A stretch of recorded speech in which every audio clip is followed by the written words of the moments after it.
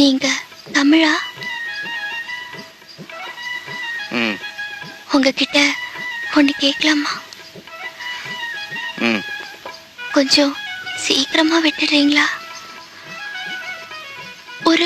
ஒரு மணிக்கு விட்டா கூட போதும். வெளியே போய் இன்னும் சம்பாதிக்கணுமா உனக்கு? இல்ல, நாளைக்கு கணக்கு பரீட்சை.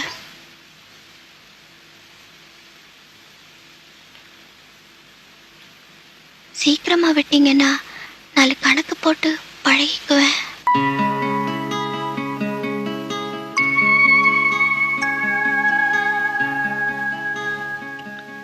படிக்கிறியா? ஸ்கூல்ல